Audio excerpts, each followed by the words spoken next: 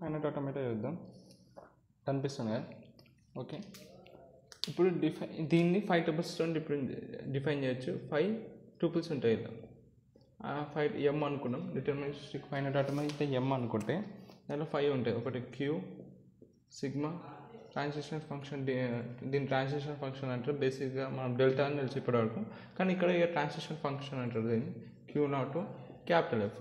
ఇప్పుడు ఒకటి చూద్దాం. ఫస్ట్ ఒకటి గీసుకున్నాం, ఒక డయాగ్రామ్ గీసుకున్నాం రఫ్గా.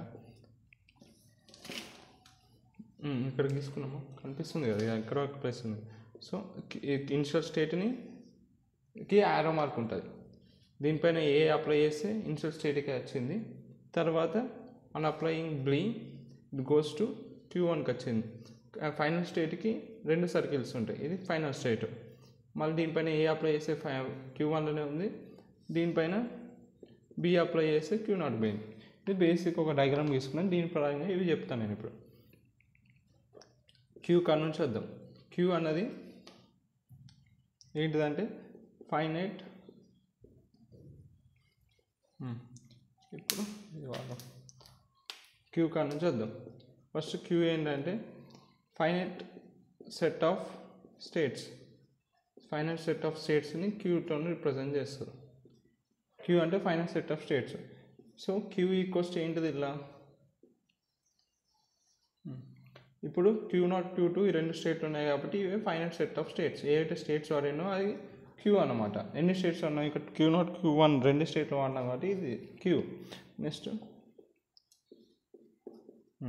ఏంటిది సిగ్మా. ఇదేంటిది ఇన్పుట్ ఆల్ఫాబెట్ని సిగ్మాలోకి వేస్తారు. ఆల్ఫాబెట్.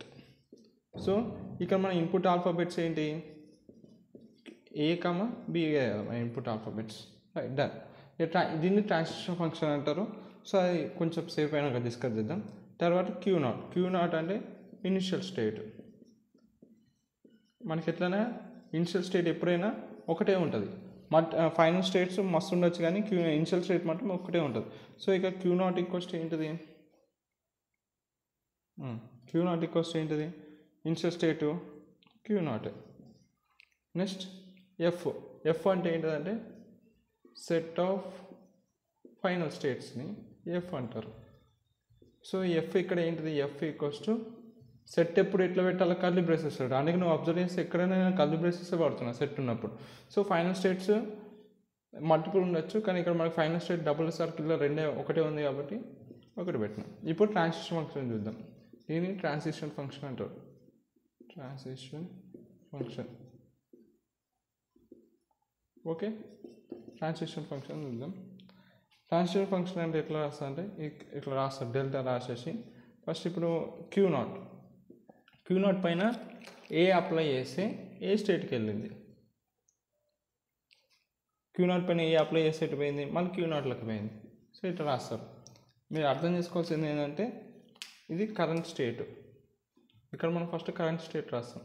కరెంట్ స్టేటు ఇది నెక్స్ట్ స్టేట్ రాస్తాం. అది అప్లై చేస్తే ఏ స్టేట్ పోయిందని. ఇవన్నీ అట్లా రాస్తాం. ఇప్పుడు చూడు ట్రాన్సిషన్ ఫంక్షన్. ఇప్పుడు Q0 పైన ఒక బి అప్లై చేసినాం. బి అప్లై చేసి ఎటు పోయింది, Q1లోకి వెళ్ళింది. అట్లనే ఇది ఇట్లా రాస్తాం. ట్రాన్సిషన్ ఫంక్షన్ ఆఫ్ Q1 పైన ఏ అప్లై చేస్తే సెల్ఫ్ లూప్ ఉంది కాబట్టి మళ్ళీ Q1లోకి వెళ్ళింది.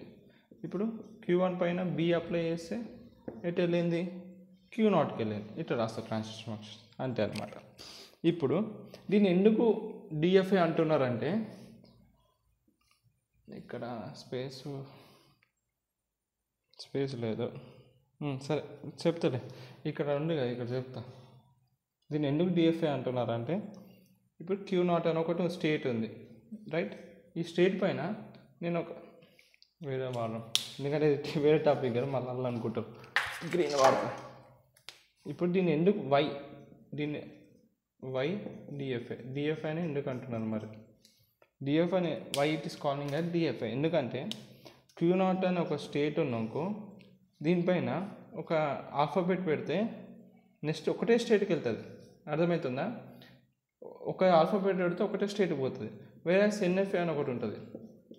ఎన్ఎఫ్ఏలో ఏమవుతుందంటే Q0 పైన ఒక ఆల్ఫాబెట్ అప్లై అయితే 2-3 స్టేట్లోకి వెళ్ళొచ్చు. Q1కి వెళ్ళొచ్చు, Q1 NFA. దానిపైన ఏ పెడితే Q2కి పోవచ్చు, మళ్ళీ ఏ పెడితే Q3కి పోవచ్చు. అర్థమవుతుందా? ఇది ఎన్ఎఫ్ఏ తర్వాత చూసుకుందాం. ఫస్ట్ డిఎఫ్ఏ ఎందుకు అంటున్నాం అంటే దానిపైన ఒక ఆల్ఫాబెట్ పెడితే పక్క ఒకటే స్టేట్కి వెళ్తుంది, 2-3 స్టేట్స్కి వెళ్ళదు. It will goes to only 1 state. వేరాస్ NFA on 1 alphabet it goes to multiple states. ఇక్కడ మల్టిపుల్ స్టేట్స్కి వెళ్తుంది. వేరాస్ డిఎఫ్ఏలో ఒకటే స్టేట్కి వెళ్తుంది ఒక ఆల్ఫాబెట్ అప్లై చేస్తే. ఇంకొకటి ఇలా డిఎఫ్ఏ ప్రాపర్టీ ఏముందంటే ఇప్పుడు మన ఆల్ఫాబెట్స్ A, B అని ఉన్నాకో ఆ A, B ప్రతి స్టేట్ యూజ్ చేయాలి.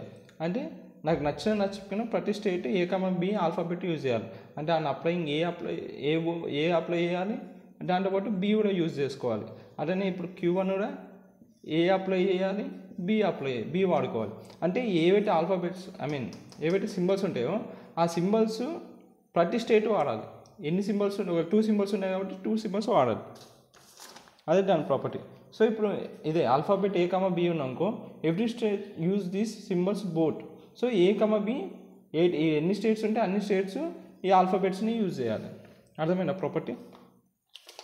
డిఎఫ్ ఎందుకంటే అర్థమైంది కదా.